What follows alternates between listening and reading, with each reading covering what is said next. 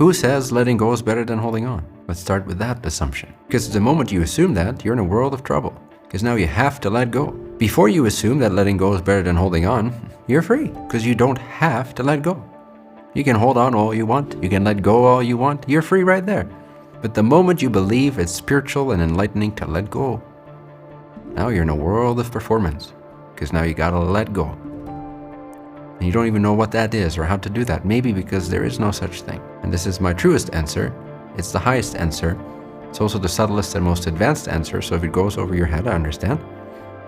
But there is no such thing as letting go. It does not exist. It's an absolute construct of the mind.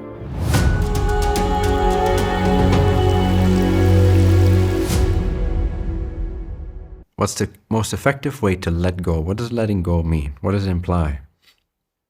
Why do you want it? We have to be careful, especially in the spiritual, psychological, self-help world. There's going to be so many concepts and terms that at the end of the day, do we even know what we're talking about? Do we even know what we're working with? If our definitions are not really clear to us as pointers pointing to a real thing, a real experience, and we're not clear on the thing itself, we're just talking in words. We're just thinking in words. I should let go. Well, do you even know what it means to let go? How are you defining that? Why do you want to let go? Is it better to let go than to hold on? If so, why? So let's be really clear on why do you even have this concept in your mind that you should or want to let go.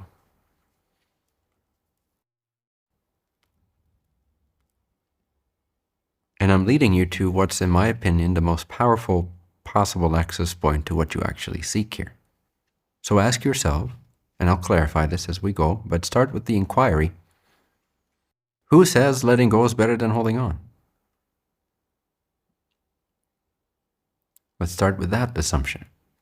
Because the moment you assume that, you're in a world of trouble. Because now you have to let go.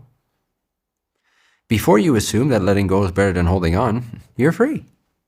Because you don't have to let go. You can hold on all you want. You can let go all you want. You're free right there. But the moment you believe it's spiritual and enlightening to let go, now you're in a world of performance. Because now you gotta let go. And you don't even know what that is or how to do that. Maybe because there is no such thing. And this is my truest answer. It's the highest answer. It's also the subtlest and most advanced answer. So if it goes over your head, I understand. But there is no such thing as letting go. It does not exist. It's an absolute construct of the mind.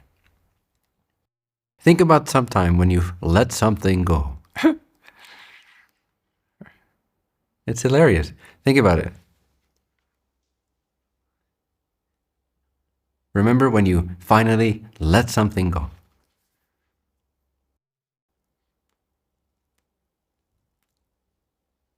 After all that hard work and spiritual practice and resistance and acceptance, you finally let it go.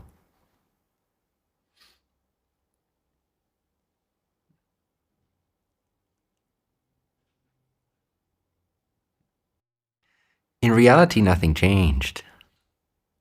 You just believed one moment that you were holding on to something that didn't serve you, and the next moment you believed you had let it go. But if you look at the basis, the essence of each moment, meaning the presence now, that's hearing my voice, all that happened was the natural consequence of things and the natural progression of appearances. There was an appearance with some tension, then there was a thought that you had let go, and then the appearance changed, the thought changed, the feeling changed, and then you decided and concluded that you had undergone a process, mentally constructed idea of having let go. But nothing essentially changed. The essence that you are now, while you seemingly hold on to something, is the same essence as when you've let go of that something. Nothing's changed. And the relief is in your natural self. The happiness that you seek is always in the natural self. So it's an illusion. What's really happening when you feel you've let go is that you have allowed yourself to relax into the natural presence of yourself that much more. Hence the relief.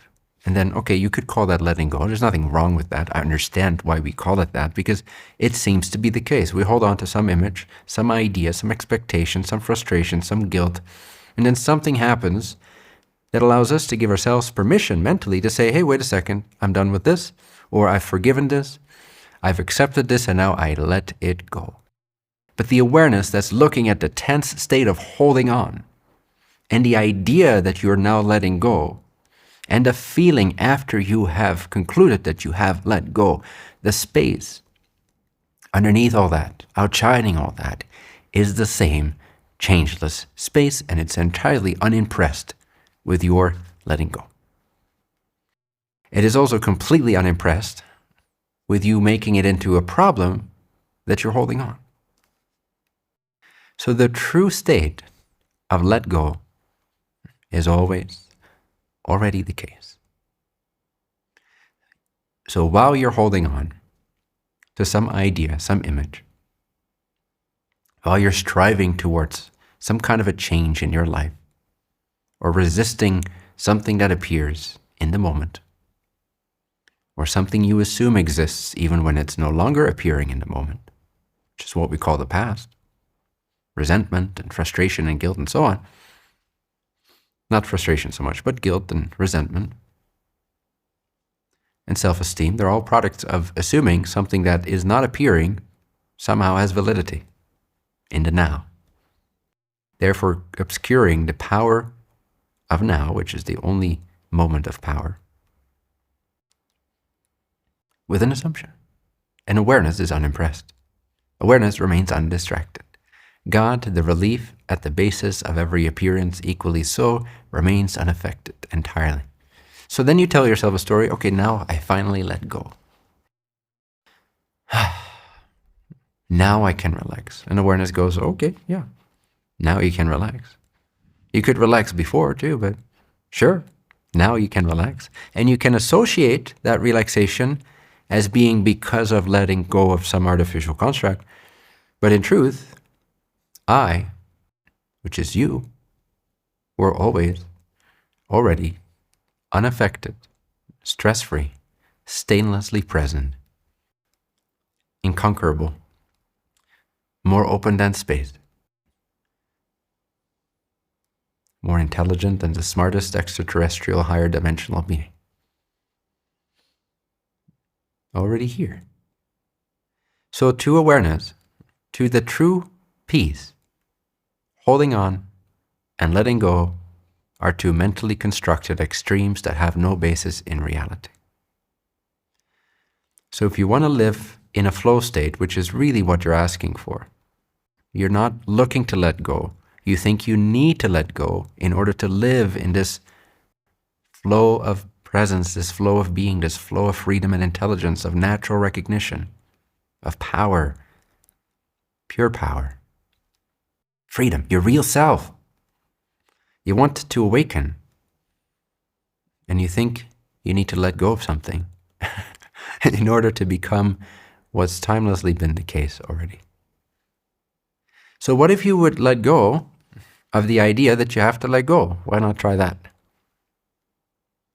Why not be as fucked up as you are, exactly as you are, as unworthy, irredeemable, resentful, hateful of yourself, unfairly treated by the world, abandoned by multiple partners, and mommy and daddy,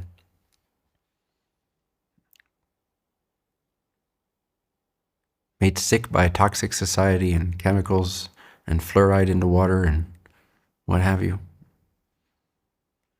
Why not be as you are and let go of the idea that anything whatsoever needs to change before perfection can be seen? Now that would be the true meaning of letting go. That would be the true experience, the most direct path of letting go. So the way to let go is to not let go of anything.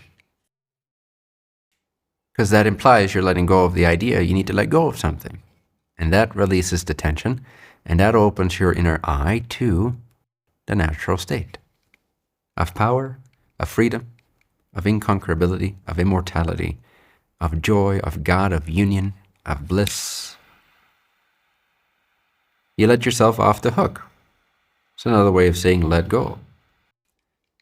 But letting things be is more accurate than letting it go, because you let it be as it is. You're not trying to let it go for it to go somewhere else or to leave the appearances. No, let it be. If it's lingering, if this neighbor is still there that you don't like, and he still hasn't moved, let him be there. It's far more work to try to get to perfection and freedom and joy by waiting for that neighbor to finally move and trying to let him go from your neighborhood than it is to simply let him be and attain to the freedom and the joy and the love that you seek, regardless of appearances.